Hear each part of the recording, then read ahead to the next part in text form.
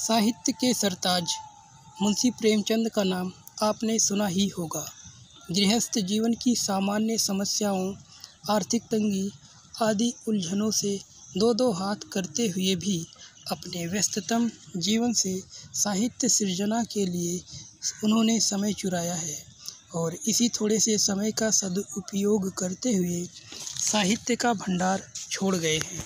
इनके साहित्य जैसे कहानी, उपन्यास आदि के पाठक मंत्रमुग्ध होकर बिना पूरी किताब पढ़े अपने आप को रोक नहीं पाते। इनके साहित्य में मुहावरे एवं लोकोक्तियों के लाजवाब प्रयोग आपको देखने को मिलेंगे। यदि प्रेमचंद जी के साहित्य को कोई गुनते हुए पढ़ता है तो वह अपने जीवन के नज़रिए में, बोलचाल में, लेखन में स्वाभाविक रूप से सुधार होता हुआ महसूस कर सकता है। दोस्तों, आज मैं प्रेमचंद जी के महत्वपूर्ण उपन्यासों में से एक गबन के कथा वस्तु को संक्षिप्त और सारगर्भित रूप से आप लोगों के समक्ष प्रस्तुत करने जा रहा हूँ। चूँकि प्रेमचंद जी के उपन्यास 200-300 पेज के होते हैं, जिनको पूरा पढ़ने में कम से कम 1.5 से 2 दिनों का समय लग जाता है। इस टाइम पीरियड को लगभग आधे घंटे में परिवर्तित करने का प्रयास किया जा रहा है। यदि आप लोगों को अच्छा लगता है और आप लोगों की और मांग होती है तो और भी इस प्रकार के वीडियो प्राप्त होंगे। दोस्तों, गबन उपन्यास में एक प्रयाग के मध्यम वर्गीय परिवार के आर्थिक तंगी से भरे हुए और पति पत्नी के विश्वास, प्रेम से भरे हुए जीवन की कहानी है। उम्मीद है आप लोगों को अच्छा लगेगा। दोस्तों, गबन उपन्यास में एक संकोची प्रकृति के तथा झूठ से काम चलाने वाले क्लर्क रमानाथ तथा उसकी सुंदर, सुशील, धर्मपरायण तथा कर्तव्यनिष्ठ पत्नी जालपा के जिंदगी से संबंधित कहानी है, जिसको प्रेमचंद जी ने बड़े ही मनोरम ढंग से प्रस्तुत किया है। उपन्यास में लड़की का नाम जालपा है। इसके माता का नाम मानकी तथा पिता का नाम दीनदयाल है, जो कि जमींदार के मुख्तार है, तथा लड़के या फिर जालपा के पति का नाम रमानाथ, जो कि एक क्लर्क है। उसकी माता का नाम रामेश्वरी, पिता का नाम दयानाथ है, जो कि कचहरी में नौकर है और उनकी 50 रुपये मासिक सैलरी है। रमानाथ के 2 भाई हैं, गोपीनाथ और विश्वंभरनाथ। रमानाथ के एक ढेर उम्र के मित्र रमेश बाबू हैं, जो कि शतरंज खेलने के बड़े शौकीन हैं और रमानाथ भी उनके साथ कभी कभी शतरंज खेलने जाता था। अच्छा, जो कि रमेश बाबू ऑफिस में कर्मचारी हैं। कहानी में अभी 4-5 पात्र और हैं। समय से उनके नाम की चर्चा उनके रोल के साथ की जाएगी। कहानी स्टार्ट होती है अब। जालपा जब छोटी बच्ची थी तभी उसको गहने से काफ़ी लगाव हो गया था। एक बार उसके गांव में एक बिसाती आया तो जालपा ने अपने माँ से कहकर एक 20 आने का फिरोजी कलर का चंद्रहार खरीदवाया था। किसी भी उत्सव पर वह चंद्रहार को ज़रूर पहनती थी। जालपा के पिताजी दीनदयाल जमींदार के मुख्तार थे। 5 रुपये इनकी सैलरी थी। कहा जाता है कि इसने एक गरीब आदमी को ऐसे पिटवाया था कि वह मर गया था। उसी के 3 साल के अंदर दीनदयाल के 3 बेटे थे, उनको मृत्यु प्राप्त हो गई थी। तब से बेचारे कोई अन्याय नहीं करते थे। क्या करते, दूध के जले थे, छाछ भी फूंक कर पीते थे। अब जालपा इनकी इकलौती बेटी थी जो गांव की सभी लड़कियों में सबसे अधिक सुंदर थी। उसकी बड़ी बड़ी आँखें और सुंदर सा चेहरा था। एक बार दीनदयाल मानकी के लिए एक चंद्रहार लाए। जालपा माता से कहती है, माँ मुझे भी चंद्रहार चाहिए। माँ कहती हैं, बेटी तुम्हारे लिए चंद्रहार तुम्हारे ससुराल से आएगा। यह बात जालपा के मन में बस जाती है। 7 साल बाद जब जालपा की शादी रमानाथ से तय होती है, यही वह समय था जब जालपा के चंद्रहार पाने का सपना पूरा होने वाला था। रमानाथ एक नंबर का घुमक्कड़ था। शतरंज वगैरह खेलकर समय पास करता था। कमाता एक न था। रमानाथ के पिता दयानाथ कचहरी में नौकर थे। जो कमाते थे घर में खर्च हो जाता था। ये हराम का पैसा नहीं लेते थे, क्योंकि इन्होंने इसके दुष्परिणाम देखे थे। जब रमानाथ की शादी जालपा से तय हुई तब दयानाथ के पास पैसे नहीं थे। ये रमानाथ की शादी ही नहीं करना चाहते थे, लेकिन रामेश्वरी देवी के हठ के आगे इनको झुकना पड़ा। और रामेश्वरी ने दयानाथ को समझाया कि जब बहू आ जाएगी तो रमानाथ अपने आप कमाने लगेगा। रही बात शादी में पैसे खर्च होने की, तो जालपा के घर से 1000 तिलक आ जाएगा और उतने ही लगभग द्वार पे मिल जाएंगे। और इस प्रकार तिलक के पैसे से गहने वगैरह ले लेंगे और जो द्वार पे पैसे मिलेंगे उनसे बारात के खर्च निपट जाएंगे। रमानाथ की बारात तो बड़े धूमधाम से जाती है, लेकिन पैसे की किल्लत से लड़की के गहने में चंद्रहार नहीं ले जा पाते हैं। ये बात जब जालपा को पता चला तो वह क्रोध के मारे जल उठी। उसने बचपन से जो सपना सजाया था एक पल में टूट गया। जालपा जब तक उसके घर वाले चंद्रहार नहीं लाते तब तक चैन से ना बैठने की कसम लेती है। अब चूँकि रमानाथ के घर वाले लड़की के लिए आधा गहना उधार लेकर गए थे, सोचे थे द्वार पर कुछ पैसा मिल जाएगा तो उधार चुकता हो जाएगा, लेकिन ऐसा नहीं हो पाता है, क्योंकि बारात ले जाने में काफ़ी पैसे खर्च हो गए थे और वहाँ बारात में भी शादी के वक़्त काफ़ी लेन देन होता है तो पैसे खर्च हो गए।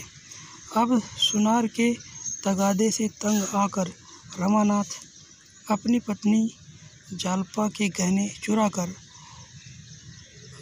अपने पिता दयानाथ को दे देता है। अब चूँकि दयानाथ फंस चुके थे, चूँकि रमानाथ ने अपने ही पत्नी के गहने चुरा लिए थे और पता चलता तो कितनी बड़ी बेइज्जती थी।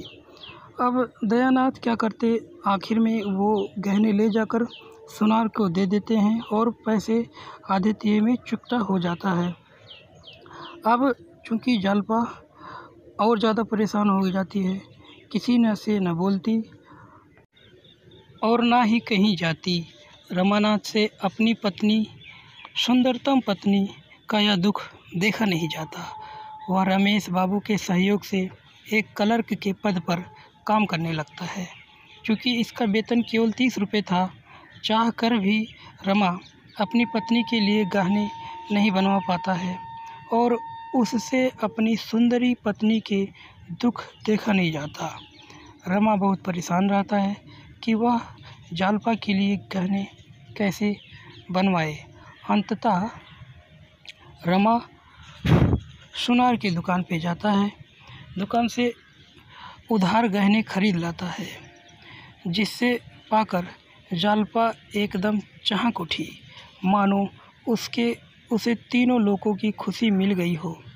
ऐसे ही एक बार गलती से उधार चंद्रहार और कंगन वगैरह खरीद लेते हैं। अब आमदनी अठन्नी, खर्चा रुपया वाला निहाद हो गया। रमानाथ जितना कमाते सब खर्च हो जाता, पैसा जमा हो ही नहीं पाता था कि सराफ वाले के पैसे अदा हो सके। सराफ वाले तगादा करने लगे। इसी बीच रमा की पत्नी जालपा तथा एक हाई कोर्ट के नामी वकील की पत्नी रतन के बीच दोस्ती बढ़ जाती है। दोनों एक दूसरे को सच्ची सहेली मानने लगती हैं। एक बार रतन ने बिल्कुल जालपा के कंगन जैसी कंगन बनवाने के लिए रमानाथ को पैसे दे देती है। रमानाथ इस पैसे को अपना सुनार वाले के उधार चुकता करने में खर्च कर देते हैं और मामला गड़बड़ हो जाता है। चूँकि रमानाथ बहुत संकोची किस्म का और झूठ बोलने वाला व्यक्ति था, जिसके कारण यह फंसता ही चला जाता है और आर्थिक जंजाल में और फंस जाता है। इसी आर्थिक अव्यवस्थाओं का प्रबंधन करते करते, सोचते विचारते, तनाव में रहते हुए एक बार रमानाथ सरकारी रुपए का उपयोग कर लेता है और लाख प्रयास करने, दिमाग लगाने के बाद भी पैसा समय से जमा नहीं कर पाते। यदि रमानाथ अपनी आर्थिक समस्या के विषय में अपनी कर्तव्यनिष्ठ और धर्मपरायण पत्नी जालपा से चर्चा करता तो उसकी पत्नी उसकी कुछ मदद जरूर कर सकती थी। चूँकि रमा अपनी पत्नी के सामने अपनी झूठी बड़ाई कर चुका था, तो अपनी पोल खुल जाने के शर्म के मारे अपनी पत्नी से कुछ नहीं कह पाता। काफ़ी मानसिक तनाव के कारण और सरकारी पैसा गबन करने के जुर्म में जेल जाने के डर से रमा कलकत्ते की ट्रेन पे बैठ जाता है और अपना शहर, अपना गांव, अपना घर और अपनी प्राणों से प्रिय पत्नी को छोड़कर भाग जाता है। पैसे न होने की वजह से टिकट नहीं ले पाया था। ट्रेन में रमा की मदद देवीदीन नामक एक वृद्ध व्यक्ति करता है, जो कलकत्ता ही जा रहा था। देवीदीन खटिक जाति का था, जिसकी सब्जी की दुकान थी, जिसे उसकी पत्नी जग्गू चलाती थी। रमा का कलकत्ता में कोई ठिकाना नहीं था और पुलिस का डर भी था। और देवीदीन के 2 बेटे थे जो शहीद हो चुके थे। अतः रमा इसी देवीदीन के घर में 2-3 महीने गुजार देता है। शाम को ही घर से बाहर निकलता था। रमा को डर लगता था, कहीं रुपए गबन करने के जुर्म में प्रयाग से मेरे ऊपर मुकदमा हो गया होगा, पुलिस मुझे ढूंढ रही होगी। रमा को यह नहीं पता था कि उसके घर से भागने के बाद उसकी पत्नी जालपा ने बड़ी हिम्मत के साथ अपने गहने, जो कि उसको प्राणों से भी प्यारे थे, तुरंत बेचकर सरकारी पैसा अदा कर देती है, जिसके कारण रमा पर कोई केस नहीं चलता है। रमा के घर से भागने पर उसके घर वाले बहुत परेशान हुए। जालपा पे तो मुसीबतों का पहाड़ टूट पड़ा। जालपा बहुत पछता रही थी कि काश उसने उधार गहने न लिया होता। काश जितनी बड़ी चादर थी उतना ही पैर फैलाया होता तो आज यह दिन न देखने पड़ते। एक दिन रमा कलकत्ता में पुलिस द्वारा पकड़ लिया जाता है। आखिर चोरों की तरह कितने दिन छुप छुप के रहा जा सकता था। उधर जालपा ने भी अपना दिमाग लगाकर पता लगा लिया कि रमा कलकत्ता में है। इधर पुलिस द्वारा रमा के कार्यालय में फ़ोन करके रमा के बारे में पूछताछ करी गई थी, जिससे रमेश बाबू को पता चल गया था कि रमा कलकत्ता में छुपा बैठा है और पुलिस ने उसको गिरफ्तार किया हुआ है। अब जालपा रमेश का पता लगाने के लिए, उनको कलकत्ता से वापस लाने के लिए कलकत्ता के लिए रवाना होती है। रतन, जो कि वकील साहब की मृत्यु के बाद बिल्कुल अकेली पड़ चुकी थी, ने जालपा को कुछ पैसे दिए और विदा करने स्टेशन तक साथ आई थी। जालपा पता लगाकर देवीदीन और जग्गू के घर पहुंच जाती है और वहां पहुंचकर जालपा को पता चलता है कि रमानाथ यानी कि रमा ने अपने को बचाने के लिए और दरोगा के झांसे में आकर झूठी गवाही देने को तैयार हो गया है, जिसके कारण 15-20 परिवारों के चिराग की जिंदगी दांव पर लगी हुई थी। जालपा से यह अपराध सहा नहीं गया कि रमा इतना ज़्यादा स्वार्थी और हरामखोर किस्म का कैसे हो सकता है कि अपने को बचाने के लिए 10 से 15 निर्दोष व्यक्तियों की बलि चढ़ा दे। जालपा किसी भी तरह से, किसी भी कीमत पर इस षड्यंत्र से अपने पति रमा को इस पाप से होने से बचाने के लिए आकाश पाताल एक करने को तैयार थी। जालपा एक पत्र के माध्यम से रमा को बताती है कि वह खुद को बचाने के लिए बहुत बड़ा पाप करने जा रहा है और तुम पर प्रयाग में कोई मुकदमा नहीं हुआ था। मैंने गहने बेचकर सरकारी पैसा दे दिया था। तब रमा को अपनी गलती का एहसास होता है और रमा झूठी गवाही देने से इनकार कर देता है। तब रमा पर दबाव बनाया जाता है दरोगा के द्वारा और झूठी गवाही देने के लिए विवश किया जाता है। रमा के मन को बहलाने के लिए, सही गलत का निर्णय न ले पाने के लिए जोहरा नामक एक वेश्या को काम पर लगाया गया, लेकिन जोहरा को रमा पर दया आ जाती है और रमा से प्यार हो जाता है। अतः जोहरा भी रमा को इस पाप से बचाने के लिए जालपा की सहयोग करती है। अंततः रमा सारी सच्चाई जज को बता देता है कि दरोगा द्वारा उस पर दबाव बनाकर उससे झूठी गवाही दिलवाई जा रही है। अंततः जालपा के अथक प्रयासों से, देवी दीन जग्गों के आशीर्वाद से और जोहरा के सहयोग से रमा मुकदमे में बाइज्जत बरी हो जाता है और जालपा, रमानाथ, देवी दीन, जग्गो और जोहरा सभी प्रयाग आ जाते हैं। गांव में एक ज़मीन लेते हैं और रमा का पूरा परिवार और उसके सभी सहयोगी सभी साथ साथ रहते हैं। जोहरा ने जालपा के साथ रहने के लिए, अपने पापों को धुलने के लिए जालपा से उसके साथ रहने की भीख मांगी थी। रतन के पति की मृत्यु के बाद उसके खानदान के लोगों ने रतन से उसकी सारी जायदाद हड़प लिया था। अतः रतन भी जालपा के घर ही उन्हीं लोगों के साथ रहती थी। रतन और जोहरा दोनों सहेली बन जाती हैं। दोनों में काफ़ी लगाव हो जाता है। रतन एक बार बीमार होती है और काफ़ी बीमारी को झेलते हुए एक दिन इस संसार से विदा हो जाती है। जोहरा को अपार दुख होता है, क्योंकि दोनों एक दूसरे के सुख दुख के साथी बन चुके थे।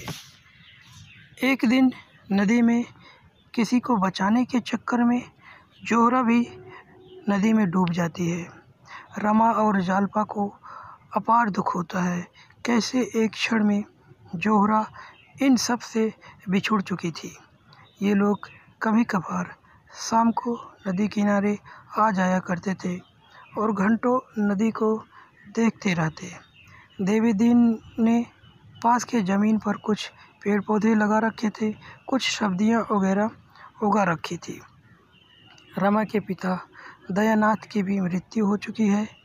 अब रमानाथ और जालपा की ज़िंदगी ऐसे ही चल रही थी। दोस्तों, इस प्रकार किसी उपन्यास को सारगर्भित रूप में आप लोगों के समक्ष प्रस्तुत करने का पहला प्रयास था। इसे मूर्त रूप देने में काफ़ी परिश्रम करने पड़े। आप लोगों को चाहे अच्छा लगा हो या ख़राब लगा हो, आगे कुछ इस प्रकार के वीडियो चाहते हैं कि नहीं चाहते, कमेंट में ज़रूर बताएं। आप कोई सुझाव भी दे सकते हैं अपने छोटे भाई को, यानी मुझे, जिससे भी सही दिशा में परिश्रम कर सकूं और मुझे भी कुछ लाभ हो सके। वीडियो को वॉच करने के लिए बहुत बहुत धन्यवाद। वीडियो को शेयर और सब्सक्राइब ज़रूर करें। यदि कुछ अच्छा लगा हो तो लाइक कर दें। जिससे कि मुझे मोटिवेशन प्राप्त हो सके और आप लोग आगे की वीडियो को मिस ना करें। बहुत बहुत धन्यवाद।